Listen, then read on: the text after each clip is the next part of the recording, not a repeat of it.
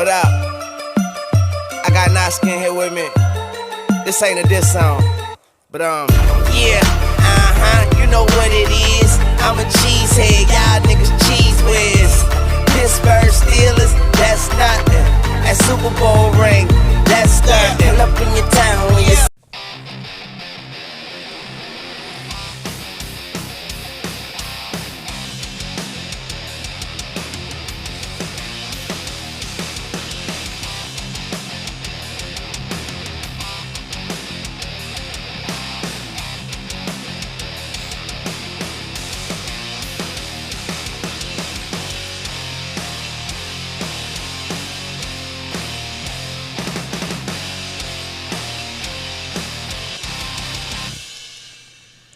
Hi, everybody. Welcome to Packers Unscripted from Packers.com. I am Mike Spofford, joined, as always, by my trusted colleague, Wes Hodkowitz. We're coming to you here from our studios at Lambeau Field. Back from the Bay Area, Wes, a late-night flight, minimal sleep. I'm not sure how you're doing. I'm a little tired, and that was not what the Packers had in mind going to the West Coast. Another West Coast dud. Green Bay falls to the San Francisco 49ers 37-8. Quite frankly, just dominated in all three phases. The San Francisco 49ers have stated their supremacy right now on the top of the NFC. The Packers have learned how far they have to go, and these next few weeks will be about trying to close that gap. Yeah, 1 month to fix it. Yeah. And, we could sit here, Matt Arvin could put our final thoughts video up on the back panel. We could discuss everything in terms of what the Packers need to execute to win this game. They didn't do any of it. No. We talked about a fast start. They go out, they have the fumble on the first possession. San Francisco punches in a 2-yard Tevin Coleman touchdown on their first offensive play. They aren't unable to, consistently get good and favorable down and distance on first and second down, leads to the starting offense going 0 for 14 on third downs, or 0 for 13 on third downs. Right. There are so many different things that you could talk about in this game. The inability to get Aaron Jones going, the inability to get the ball to Jones in space, whether that be through the run or the pass, the missed opportunities, a few strange penalties in the first quarter the Packers were not able to overcome. Boil it down however you want. The San Francisco 49ers were the better team. They played disciplined. They played well. I tip my cap to George Kittle. Was playing through a pretty bad ankle injury, it sounded like. Still comes up with 6 catches for 129 yards, including the 61-yard backbreaker. Didn't slow him down any. He certainly showed he can still run on that ankle. Boy, he's dynamic. But that explosive play came on what was the Packers' only offensive score, and basically shut the door on any hopes of the Packers pulling some kind of second half miracle, and now they sit at 8-3. Yeah, it was about as rough a start as you could imagine. The Packers get a first down early. Davante Adams gets called for a personal foul over by the 49ers sideline, backs him up 15 yards, so it's as though the first down never happened. And then Aaron Rodgers gets sacked on third down. In the pile of bodies, the ball squirts out. The 49ers end up with an easy touchdown. And really the bulk of the rest of the first half, Packers offense was just struggling. I believe it was 5 3-and-outs. The Packers defense, I thought, was hanging in there until the last couple minutes of the first half. They hit the 42-yard touchdown pass to Deebo Samuel. Then when the Packers had their 5th 3-and-out, which gave the ball back to the 49ers with still enough time, they hit another play and got in position for a field goal to make it 23-0 at halftime. It went from 13-0 to 23-0 just in those last couple minutes of the first half. And then, as you said, even when the Packers scored early in the second half, you get a touchdown, Davante Adams on the quick little shovel pass, his first touchdown reception of the season. You get the 2-point conversion, you get it to 23-8, but then the 49ers go 75 yards in 2 plays, the 61-yard George Kittle touchdown. And they basically just said, we're not going to mess around with these guys any longer, and put the Packers away. The whole question now, Wes, is how do the Packers come back from this? Now the schedule is favorable. You've got the 2 bottom feeders in the NFC East the next 2 weeks, the Giants on the road, Washington at home. But I'll say this, and we'll talk about this a little bit as the week goes along. I don't care about the Giants' 2-9 record. Coming back from a night game on the West Coast, the way the Packers were just beaten by a legitimate contender, this is going to be a challenging week to prepare, to get ready, mentally, physically, everything that needs to go into this game. This is going to be a challenge. The Giants' 2-9 record and a rookie quarterback and all that aside, the Packers have their work cut out for them to make sure they go out to Jersey and come away with a victory. You and I, back in April, when we were breaking down and dissecting the schedule, we looked at this as probably the toughest turnaround of the Packers season, knowing what it was going to entail. And you have to remember, we didn't think the San Francisco 49ers were going to be the team that they are. Yeah. And we still the team thought to beat right now in the NFC. There's no question about that. they could be the 49ers from last year with Nick Mullins, where they're 3-9 or whatever, and you're still going to be able to. You're going to be put in a situation where you have to make a quick turnaround. It's going to be a challenge.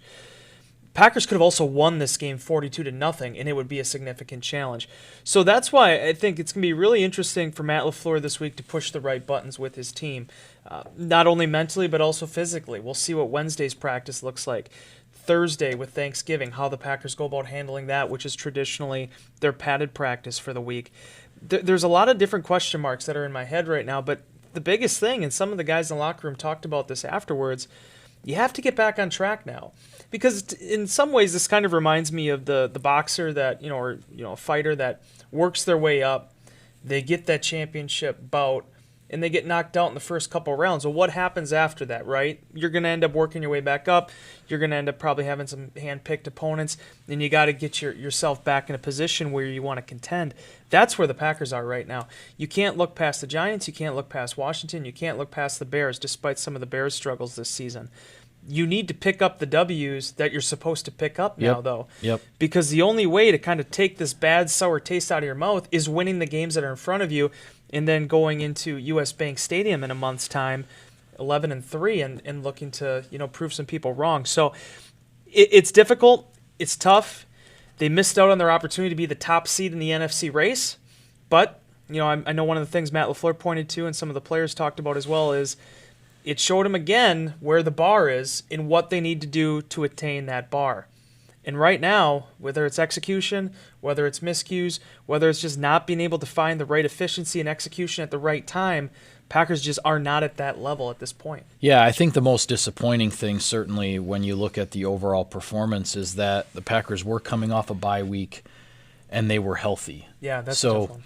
Yes, the 49ers are very good. They are the top team in the NFC right now. Going out to their place was going to be a big challenge no matter what. But to really not be competitive in the game when you're a healthy team, when you're coming off a bye week, that's the big red flag with this team right now, because it's the second West Coast trip in a month where the Packers have really fallen flat. And you have to be careful now because you have another road game against the Giants. You're going to have back-to-back road games to Minneapolis and Detroit in the last 2 weeks of the regular season.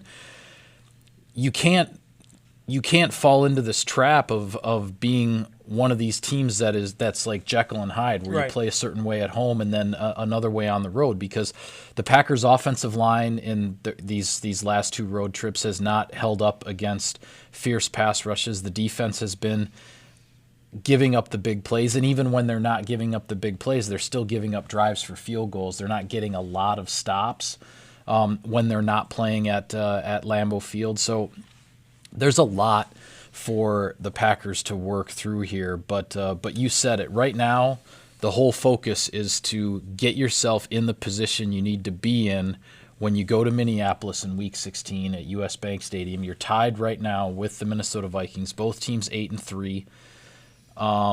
Both teams have 3 games before that meeting in Week 16 on Monday night, 2 days before Christmas, 2 nights before Christmas.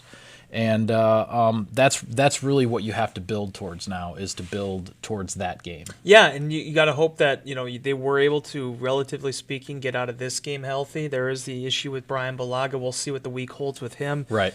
Tough to lose him after 9 offensive snaps. Alex Light, who has played some, he played 76 offensive snaps going into this game, but then he gets thrust in there for 71, almost matches that in this matchup against San Francisco. And it's not just the fact that they have 4 or 5 first-round picks in that defensive front. It's how many stunts they run. It's the things that they do to confuse.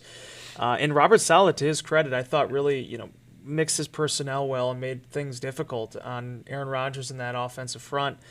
But, yeah, you have to put all that behind you now, because the reality is you're going from facing one of the premier, if not the leading horse in the race right now in San Francisco, to a New York Giants team that's really struggling to find its identity. They appear to have their quarterback of the future. They have their running back of the future. But beyond that, there isn't a whole lot to point to for New York. Green Bay's 8-3. You have to, without any question, without blinking an eye, without even considering what happened on Sunday night, go in there and take care of business against the Giants, try to improve, try to find answers, and honestly, just build some confidence and swagger here. Get on a run again. They've lost 2 of their last 3 now. So get on a run. No better way to do it than on the road against New York. Yeah, this is one of those games coming up here. I'm reminded that the thought just occurred to me. You know how big a baseball fan I am. Huge. As big a Brewers fan as I am. I'm reminded of what, now the circumstances are not exactly the same, but I'm reminded of a message that Craig Counsell delivered to his Milwaukee Brewers when Christian Yelich had broken his kneecap, and you're in Florida at Miami where you're playing a team that's going nowhere. The stands were practically empty. And Craig Counsell's message was, these are the types of games you have to bring your own energy. Now, in New Jersey on Sunday, the stadium's not going to be empty. There's going to be fans. There's going to be noise and whatnot. But the Giants are 2-9. Right. They're in a rebuilding mode with a rookie quarterback. The Packers need to try to get their season back on track. You're not going to have the Lambeau Field crowd behind you.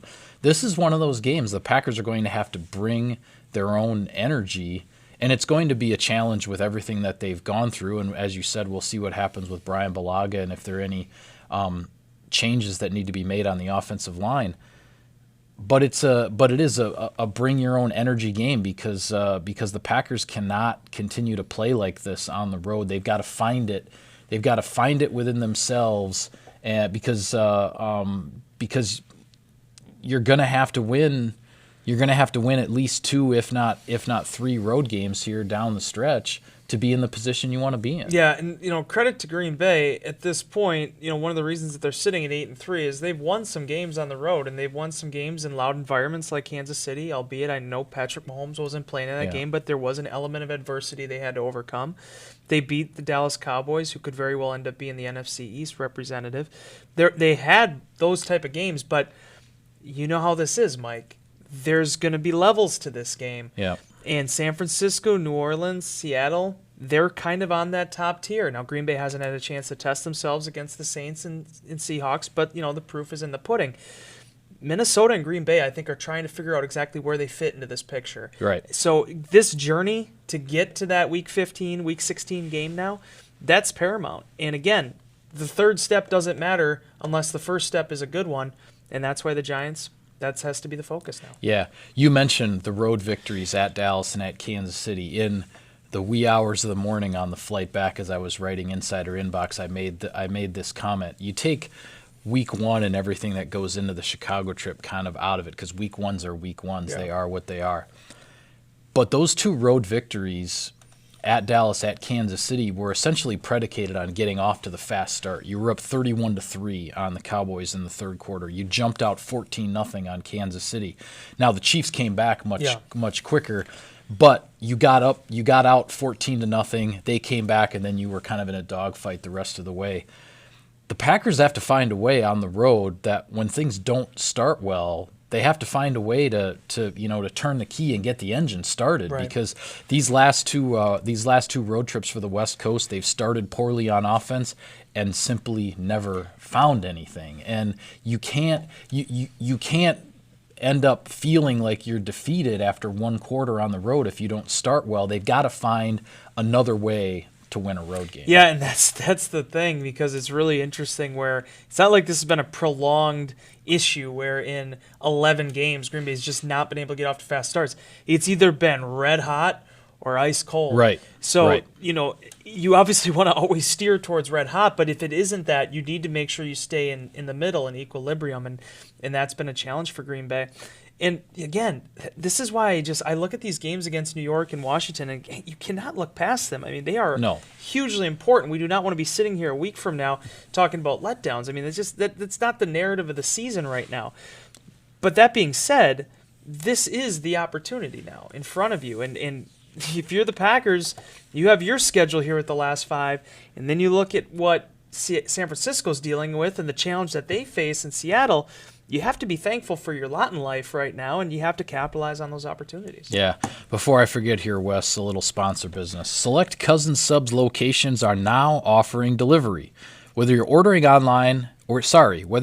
catering or your favorite sub, they're delivering right to you when you order online at cousinsubs.com. Cousin Subs, we believe in better. First time I've stumbled on that. That tells you how tired I am. Yeah, well, it also tells you how solid you've been. I mean, it's like a Gold Glove outfielder, right? I mean, every once in a while, man. every season there might be that one that comes out of the glove. Hey, can I, before I think we're going to wrap up here on some of the other games and the other action that happened, but before we get there, I just want to mention Zadarius Smith, and I wrote about it. Yeah. His acknowledgement for a member of the equipment staff. I get it. It was like the only silver lining to this game, but I thought it was meaningful on two different reasons here. And before I get into that, I'll mention this was a gesture that he had come up with a member of the Packers team equipment staff whose mother has been battling an illness. And throughout the week when they got back, they had discussed this, and when they got back from the bye week, that equipment staff member, they came up with this idea to do a T-shirt, an undershirt underneath Zadarius's jersey that said "We Heart Eileen." Matt Arvin might be able to bring that up on a photo here, but an incredible, neat thing. The son is actually the one that drew that for Zadarius on there, and after his first sack in the second quarter, actually lift that up. The cameras were able to capture it. The other thing to this that's pretty neat, Zadarius Smith, 1.5 sacks, moves to 10 on the season. Him and Preston now over that 20 mark. The first time since 1993 the Packers have had 2 pass rushers over double-digit sacks. What an investment they made there. Brian Gutekunst made. Those two, Mike, the way that they're trending, in addition to a really nice emotional moment for them, that could very well go down as one of the best signings the Packers have had here in free agency over the last 25 years. Yeah, absolutely. 2 guys in double digits in sacks with 5 games to go. It was Reggie White and Bryce Paup in 1993 was the last time the Packers had 2 in double digits. And a lot of things went wrong for Green Bay in that game, but I really challenge you. If you have a chance to rewatch it, I'm sure there's not a lot of Packer fans that want to. I think you'll probably talk about this somewhat in one last with what you might have missed. Zadarius and Preston Smith, you talk about 2 guys whose engines don't stop until the final whistle. Yep. Man, I'm waiting for the final stats on Pro Football Focus as far as how many pressures Zadarius generated again in this game. That guy keeps working. Unfortunately, it just wasn't enough defensively. Yeah, no, it wasn't. Elsewhere in the NFC, where things stand right now, everybody now has had their bye week. Everybody has 5 games left to go. The San Francisco 49ers are 10-1. The New Orleans Saints and Seattle Seahawks are 9-2. The Green Bay Packers and Minnesota Vikings are 8-3. The Saints, they caught a break, Wes. A 28-yard field goal that's missed. Now, obviously, the Saints still would have had a chance to either win with a touchdown or tie with a field goal and get the game to overtime, but a 28-yard field goal missed by the Carolina Panthers with 2 minutes to go, and then it gives Drew Brees the ball, and as predicted, he marches the Saints down the field, puts Will Lutz in position. New Orleans escapes after blowing a 2-score lead in the second half to Carolina, so the Saints get to 9-2. The Seahawks get to 9-2 by taking care of business on the road at Philadelphia. Carson Wentz did not really have any of his primary offensive weapons with the exception of Zach Ertz, and Carson Wentz frankly just did not play well. And Seattle, they got the victory. It wasn't pretty. It wasn't anything spectacular, but they are 9-2 and still right on the 49ers' heels in the NFC West. And then interesting game tonight with the Los Angeles Rams at 6-5, trying to stay in this playoff chase in the NFC with a big home game in prime time against the Baltimore Ravens, the team that everybody is pegging as one of the top teams, certainly one of the top 2 teams in the AFC, if not the top team right now, and one of the top teams in the league altogether. The most dynamic and explosive team, I think, right now in professional football, and certainly one of the hottest in the Ravens. So that's a big challenge for the Rams. The thing that's kind of stinks for Green Bay is they didn't get any help. They really didn't get any help the last 2 weeks when you look at how this thing unfolded. When there were a lot of games that were looking like maybe the Packers would get some help, and then they all went the other way. Yeah, and Philadelphia. It's funny. Philadelphia and Carolina are both 5-6, but man, there's a different feeling about both of those 5 and 6s. Carolina, it's like they are just a few plays here or there away from being a team that's in playoff contention. And the Eagles, to me, just continue to flounder. And as you mentioned, there's a lot of injuries they're dealing with, but their inability to fight through some of those things has been a thing that has plagued them. Seattle finds a way to win, though. Russell Wilson only throws for 200 yards, not one of his better performances, but that's a credit to him. It's a credit to what they do and how they're able to find things They to make it work. 2 big plays, and that was the difference in the game. They hit the kind of the flea flicker throwback pass, whatever you want to call it, for the 1 touchdown, and Rashad Penny breaks off a long touchdown run for their other touchdown, and then their defense did the rest against an Eagles offense that, as I said, Jordan Howard, Nelson Aguilar, those receivers were all out, and Carson Wentz just didn't have it. Yeah, and this is actually something I really like about Pete Carroll. Rashad Penny's not had a great start to his career with the Seahawks, and obviously Chris Carson is the one that's come up and sort of grabbed that brass ring as they're starting back. But when they've needed to turn to him this season, he's produced for them. Now, he's not pushing for the starting spot yet, but I thought this was one game that showed exactly what he adds to that offense. And again, it's just one of those deals where good teams find ways to win in bad situations, and Seattle certainly did that. Yeah. Well, it'll be interesting to see tonight with regards to the Rams, because for them, there will be a big difference between being 7-4 or being 6-5, and regardless of the opponent. But obviously, they have a tremendous opponent here, and with right now, your number, basically your bottom record in a wild card chase in the NFC is at 8-3, and if the Rams get to 7-4, then hey, they're right there. But if they don't and they're 6-5, then they're really playing uphill the final month of the season. Very difficult to make the playoffs as the number 3 team in your division. Yeah. Even more difficult to find that second wild card spot when you're hovering around 500. The Rams have been better than the Eagles have been this season, but again, one of those teams that just has not done enough to separate themselves from the pack. Jared Goff, 11 touchdowns, 10 interceptions so far in the season. It's a big, big game for them, because as much as we talk about the Ravens offensively, defensively, I'm not saying it's the 2005 unit or 2006 unit, but they are doing a lot of things right. Yeah. And they're going to make things difficult. Yeah, a very, very interesting cross-conference game for this late in the Totally. season. That'll be worth watching. But for now, we are going to sign off on this edition of Packers Unscripted. Be sure to follow all of our coverage of the team here on Packers.com. Subscribe to us, like us on iTunes and other podcast services, and do check out the new Packers YouTube channel. All kinds of great video content out there for you. With that, thank you for watching, everybody. We'll see you next time.